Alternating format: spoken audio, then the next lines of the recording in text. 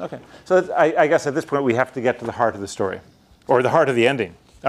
We've gone through these poems. He's showing it to his friends. His friends are amazed by this. But everybody agrees he did the right thing. Everybody agrees he did the right thing. So the question is not whether we think he did the right thing, and I know all of you think he should have married her and lived happily ever after, but people at the time, his friends, said, you did the right thing. So why did he do the right thing? And so we have to make up the argument for why he did the right thing. As I understand it, he rectified his initial lapse of self-control. Pursuing her was a failing on his part. He was, it wasn't his position to do so. He was going off to be a minister. He had other duties, but going off to be a scholar, sorry.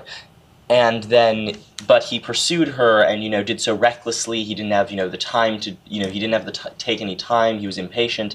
But then ultimately, after the heat of the moment has died down, he looks at the situation and says, well, I shouldn't have done that, so I'm going to cut ties and move on and attempt to rectify my life. To be correct at this point. Okay. Return to a situation where he can exercise self-control. But no, it seems to me that you're making the argument from his point of view, right? But I'm interested in what why would be the people who look at this and say, hey, man, you did the right thing. That was good, right? Jayan, could you help us out here?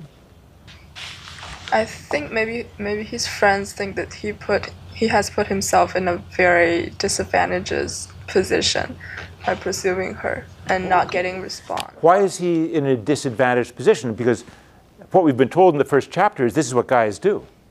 It's not true, by the way. But messages that Cui kept sending him is very ambiguous, and he's not getting definite response. He's not getting a definite response. Jamal?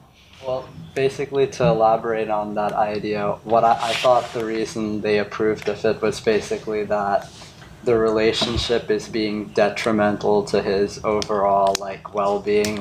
I assumed that it was because of the problem he was facing in the relationship that he failed the exam the first time, and his friends realized that this thing is it's messing up other areas of his life. Okay. I just feel like through the extent of the letter we see kind of the enormity of her own love, and maybe he realized that he can never reciprocate to that extent, and so by cutting it off he wasn't endangering her and himself in the future, kind of just nipping it in the bud before it got... Does John think Ying is a strong woman? Does he think, or is she just sort of a wilting flower at his mercy? Or does he think she's a strong person?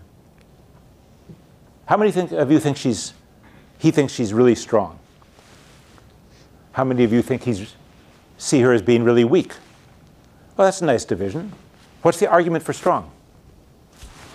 The reason he loved her is because he thought she would be able to destroy him, just like those kings. He loved her because he thought she would be able to destroy him? Sorry, left her because he was talking about these kings who got destroyed by women and became the subject of laughter, so he does think she's strong.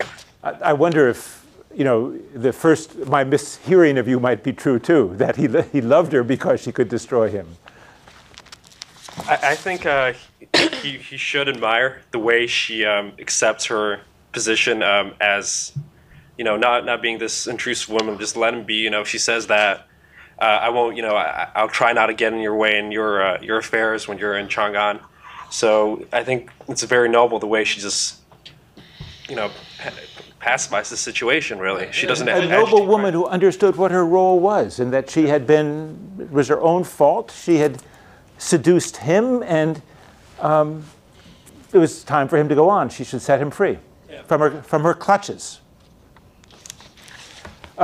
So, for Confucius, he's pairing ritual and humaneness.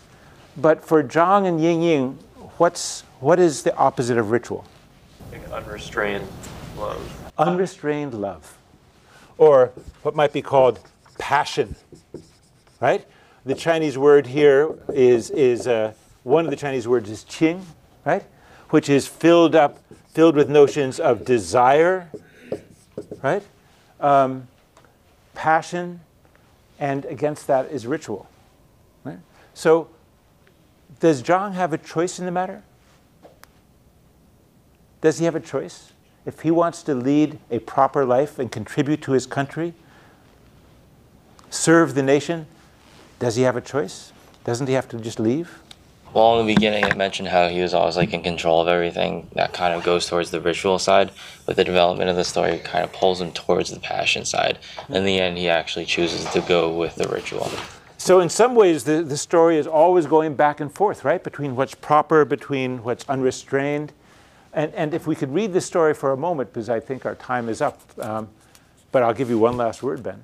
Oh, I was going to say that this is why I called it self-control. It's about the he could either go and have a passionate marry her or be in love, but then he wouldn't be able to follow the sort of restrained and ritual path. He wouldn't be able to be properly the public path. The public path, right? So I do think that we're in this situation where there's a dichotomy that's been drawn between proper life, ritual life, and a life of the passions, right? And what they haven't figured out yet is how to put those together. Professor Kirby. So, listening to all this, just a couple of thoughts. I was struck, I think it was Michelle who made the point that at one point early on in the conversation, my God, it's ancient China. They shouldn't behave like this. They didn't know it was ancient China.